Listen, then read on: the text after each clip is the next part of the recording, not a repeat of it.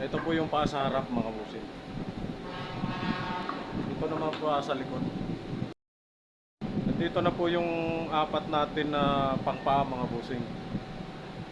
Ito naman yung pa-horizontal. Ang kailangan po natin pa-horizontal, bali dalawa sa harap, dalawa sa gilid.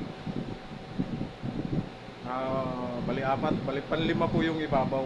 Pag ganun, pa-horizontal niya para kapitan naman ng pang vertical niya. So, guhit-guhit lang po muna mga bossing. Meron na to. Kapila na lang, wala pa.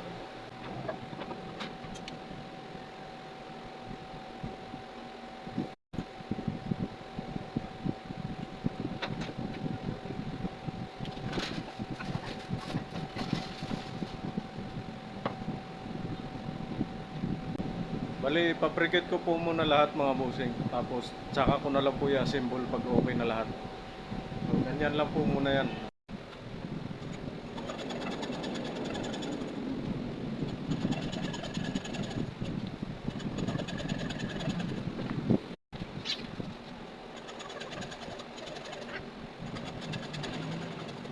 Ito pong ginagawa ko na to mga bossing. Dito po natin lalagay yung sahig. Ganyan. Para patong na lang.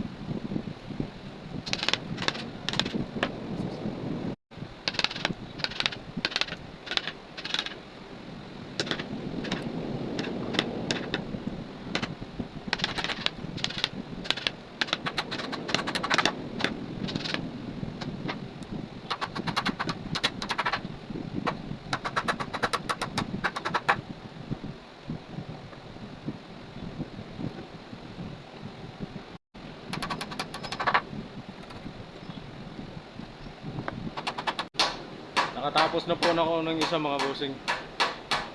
Dito po ipapatong yung sahig niya ng upuan. Medyo anong sukat niya 1 meter. 1 meter by 45. Tapos na po yung isa. Isa na lang kulang. So, yan. So, kaharap po itong mga boss. Yan. Yan po. Okay. Ihain po muna natin mga bossing bago natin ikakabit para makinis na siya. Medyo pangit pa eh. Kaya pakinisin ko po muna.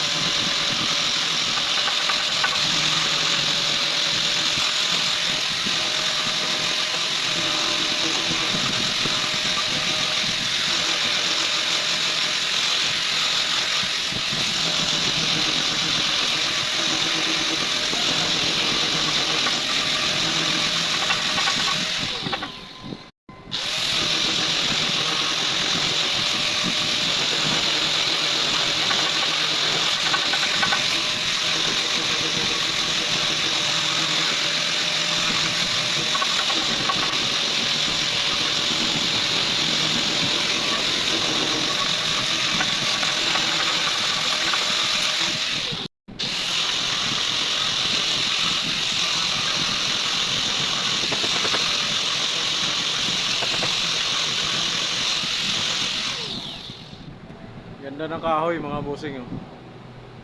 Yan. Ito na po yan mga boss. Halos halos kompleto na po yan. Baka bukas mabubuo ko na yan. Mabubuo ko na po ito. Yan. Isang upuan para sa pang Christmas decor din. Kala ko tapos na yung pang decor eh. Ito, last na lang siguro to. O baka may pahabol na naman. Yan po mga bossing. Dodoblehin ko lang po itong mga ganito bossing. Yung pang ibabaw ko. Parang header na rin siya. Pangit kasi kung hindi ko dodoblehin, payat tignan. Ito siya.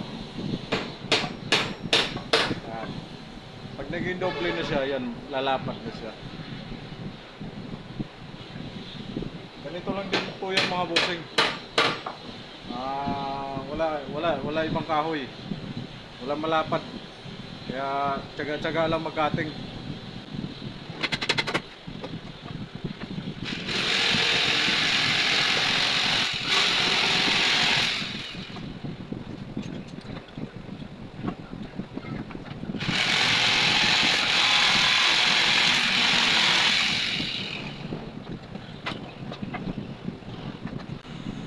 Yan mga boss, kakapal na siya.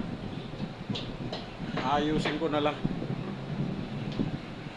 Kahoy na lang din po ilalagay ko pang gagamitin ko pampako mga bossing. Lagyan po natin ng joint to mga bossing. Kasi pangit siya eh, hindi siya malapad, kaya palalaparin po natin.